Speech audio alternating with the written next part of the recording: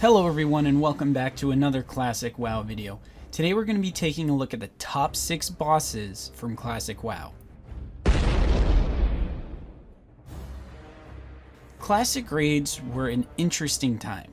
Not only did Blizzard have the mindset that raids were going to be for 40 people, but they also did not have the experience developing fights like they do today.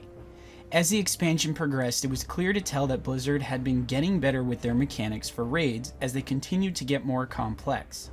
Regardless of the fact, there are still some earlier bosses that many people still hold near and dear to their heart from classic WoW. Before we start this list, I want to let everyone know that this list is in no particular order, and per usual I took to the community to try and form this list to remove any bias I may have. With that, let's get started. The first boss on our list is Ragnaros. If you're unaware, Ragnaros was the final boss in Molten Core. For being one of the first raids developed by Blizzard, Ragnaros actually had some good mechanics that players had to watch out for rather than just face rolling through the content. Ragnaros had 2 separate abilities that could knock the player back into the air. The problem for raiders was that the area where you fight in Ragnaros, there was a lot of lava that was easy to fall into. Not only could the lava damage easily kill a player, but if the tank was knocked back as well, a melee DPS could easily die by attacking Ragnaros before the tank had returned. Ragnaros also had a unique ability where he would spawn adds and submerge, making him completely untargetable. Once those adds were killed, or 90 seconds had elapsed, whichever came first, Ragnaros would reappear. Despite only having 2 phases that alternated between each other, many people still look back on this fight fondly and consider it one of their favorite from vanilla. Next on our list is the final boss from Blackwing Lair, Nefarian. Similarly to Ragnaros, Nefarian did not have many phases and did not have many abilities within those phases. First phase is an add phase that summons multiple Dragonkins. Those Dragonkins, depending on their colors, had different mechanics. Once the Dragonkin were all dead, he would land and there would only be a handful of different spells that players must deal with. However, this is why Nefarian is remembered so fondly. Of the handful of spells the players had to deal with, one of them is a class callout. What's a class callout, you ask? Well, during the encounter, Nefarian would call out a single class, and depending on that class he calls out, all players of that class were inflicted with a debuff. For example, if he calls out druids, druids would be inflicted with involuntary transformation, which causes them all to be stuck in cat form for 30 seconds. Warlocks will be forced to summon infernals, which summons 2 corrupted infernals for each warlock that's there. These infernals would, instead of attacking the boss, they would attack the raid. It was because of this neat mechanic that so many players who progressed through Blackwing Lair remember Nefarian so fondly. Next up on our list is the sister to Nefarian, Onyxia. There were multiple reasons why Onyxia was fondly remembered. She was one of the very first raid encounters in WoW. Because of this, she was the first raid encounter for a lot of people, making her that much more special. She also had one of the longest, most memorable, and most exciting quest chains just to unlock the raid. For those of you who are familiar with the epic weapon Kel'Thuzad, it is also only obtainable by defeating Onyxia, along with some other fun mechanics while fighting her. Onyxia actually had a decent amount of things going on during her fight. You had to be mindful of your positioning. Your aggro was also extremely important. You had to make sure you didn't DPS too fast in phase 1 while your tank was positioning her, and in phase 2 you had to burn her as fast as possible, and in phase 3 you had to reduce as much threat as possible so your tank could regain aggro on the boss and position her again. And to top it all off, if this isn't enough for you to see why Onyxia was so great, let us not forget that Onyxia gave us the great 50 DKP minus Onyxia wipe animation. The next boss on our list is the old god Cthun. Cthun was the final boss in the Temple of Ahn'Qiraj, and for a long time was considered one of the hardest bosses that Blizzard had ever developed before it was nerfed. Cthun was famous just for having an entire raid group completely obliterated within seconds of pulling the boss.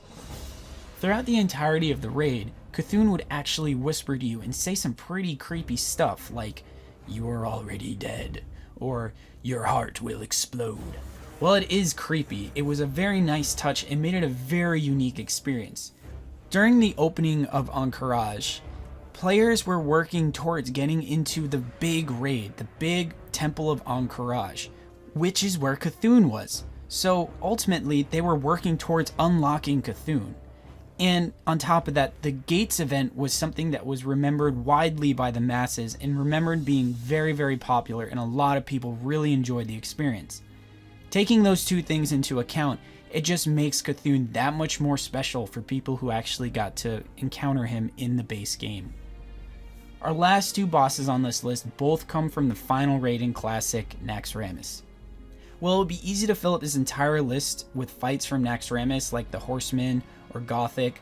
We only chose 2 fights because we wanted to showcase more than just the one raid. The first being Saffron. Saffron was remembered well for 2 main reasons. The first being the visuals of the encounter. Not only was the room aesthetically pleasing, it was the first room that we had seen in any kind of raid that was completely ice themed, and Blizzard did a fantastic job with it. Not only that visually, but the boss itself was a very unique model. We had never seen anything like it before in the game. People also seemed to take a liking to the mechanics in Saffron. Specifically, I read multiple times how people thought it was cool that people would become frozen throughout the fight, and then you would have to hide behind them and avoid AoE damage. When players stepped into Naxxramas, it was clear to see that Blizzard had been stepping in the right direction in terms of visuals, mechanics, and difficulty in their raids. And the last boss on our list, if you haven't guessed it already, is Kel'Thuzad. Kel'Thuzad was a very well built fight. Not only did he have good challenging mechanics, but they were also fun. Similarly to another boss on our list, Nefarian, Kel'Thuzad was untouchable in the first phase of this fight. During this phase, you would have to defeat incoming spawns of skeletons, abominations, and just general undead creatures. Once you had defeated all of them, in the second phase, Kel'Thuzad is targetable. During this phase, Kel'Thuzad has a 2-second cast Frostbolt that targets the tank. This spell is actually interruptible, and if you do not interrupt it, it will one-shot your tank in most instances.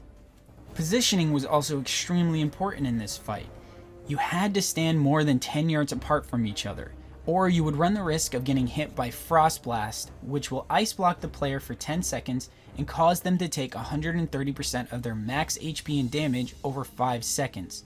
The reason why you had to stand more than 10 yards apart from each other was because when this hit a player, it could bounce to other players who were standing within 10 yards. There was also the Shadow Fissure, which would one-shot any player who stands in it. There's a red fissure on the ground and you just had to move out of it before 3 seconds or it would erupt and one-shot you.